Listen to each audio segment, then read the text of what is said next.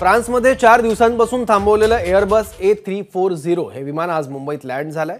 मानवी तस्करीच्या संशयावरून हे विमान फ्रान्समधील वॅट्री विमानतळावर उतरवण्यात आलं होतं।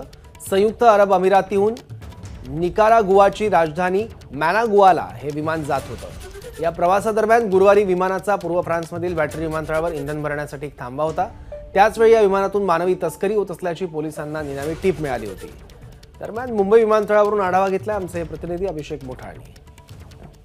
मी सध्याला आहे मुंबई विमानतळावर आणि मुंबई विमानतळावर काही जी पॅसेंजर्स येताना आपल्याला काही वेळापूर्वी दिसलेली आहेत ती नेमकी याच मार्गाने अमेरिकेला जाण्याचा प्रयत्न करत होती अशा प्रकारचा जो अंदाज आहे तो वर्तवण्यात येत आहे। अशा प्रकारचा संशय व्यक्त करण्यात येतो आहे। यात प्रामुख्याने जर का बघायचं तर जे फ्रेंच ऑथॉरिटीज आहे त्यांच्याकडनं पॅरिस जवळ जे वॅट्री एअरपोर्ट आहे तिथं हे विमान लिजेंट एअरलाइन्सचं उतरवण्यात आलेलं होतं आणि या लिजेंट एअरलाइन्समधले अनेक लोक हे ह्यूमन ट्रॅफिकिंग मार्फत अमेरिकेला जाण्याचा प्रयत्न करत होता अशा प्रकारचा संशय जो आहे तो व्यक्त करण्यात आलेला होता। आणि यातच आपण जर का बघायचं तर तिथं चौकशी करण्यात आली। तिथं एकूण नेमकं या संदर्भात 4 न्यायाधीश बसलेत आणि तिथं संपूर्ण सुनावणी जी आहे ती होताना पाहायला मिळाली। तिथं काउन्सिलर ॲक्सेस देखील भारताकडनं देण्यात आलेला होता।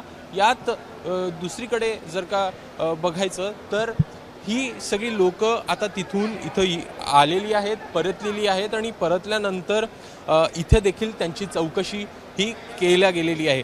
प्रामुख्यानं यामध्ये जर का बघायचं तर केरळ असेल, पंजाब असेल किंवा मग गुजरात असेल इथली ही सगळी मंडळी आहेत आणि यात आपण बघू शकता ही काही लोक आहेत जी सध्याला एअरपोर्टवर आली आणि या एअरपोर्टवर आल्यानंतर MEA कडनं देखील या संदर्भात चौकशी जी आहे ती त्यांच्याकडनं करण्यात येत आहे। आपण समोर बघू शकतो आहे की काही जे विमानातनं परतलेली ही सगळी मंडळी आहे ही इथं आपल्याला बघायला मिळत आहे। मात्र कोणीही या संदर्भात बोलायला तयार नाही आहे। नेमकं यांना तिथं कोणी पाठवलं, नेमकं कोणाच्या मार्फत ही सगळी लोक जी आहेत ती दुबई मार्गे तिकडे गेली या संदर्भात चौकशी होताना पाहायला मिळेल आणि या चौकशीमार्फत काय नेमकं समोर येत आहे हे बघणं देखील महत्त्वाचं असेल। कॅमेरामॅन अजित कदमचा अभिषेक मुठाळ, ABP माझा, मुंबई। ABP माझा, उघडा डोळे बघा नीट।